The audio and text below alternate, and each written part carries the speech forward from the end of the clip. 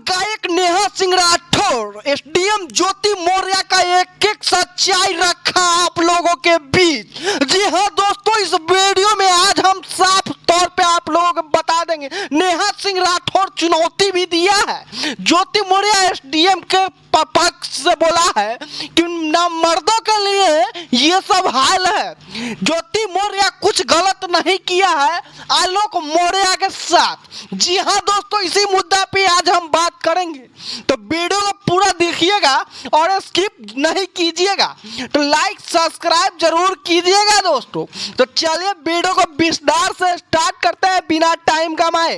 एक एक सच्चाई आप लोगों के बीच रखेंगे कि नेहा सिंह राठौर क्या बोला है और आलोक मौर्य के बारे में आलोक मौर्य के पत्नी ज्योति मौर्य क्या बोली है, क्या बात रखी है। इसी मुद्दा पे आज हम बात करेंगे आप लोगों से।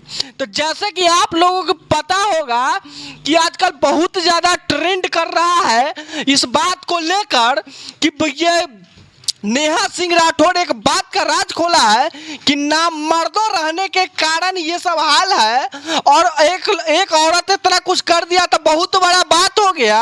और मर्द लोग जब बाहर चक्कर चलाते हैं तो उनके पक्ष से बोलने वाले लोग कोई नहीं है। और एक औरत पे क्या पति को नहीं छोड़ दिया एसडीएम बनने के बाद कि पूरा चर्चा का विषय बना गया हुआ है। अब मनोज तिवारी पर भी निशाना साधा है कि एक गाना गाया था मनोज तिवारी, बबनी के लागल बा शहर के हवा और पर हवा। ये गाना बहुत ज्यादा ट्रेंड किया था। गाना के माध्यम से ये क्या बोलता है मनोज तिवारी बताए थे और समझाने का कोशिश किए थे। इस पे भी आलोक ये क्या नेहा सिंह राठौर बहुत बड़ा बात बोल दिया है। जी हाँ दोस्तों, तो ऐसा लोगों के बारे में आप लोग क्या कहिएगा दोस्तों। वीडियो अच्छा लगा तो लाइक सब्सक्राइब जरूर कीजिएगा।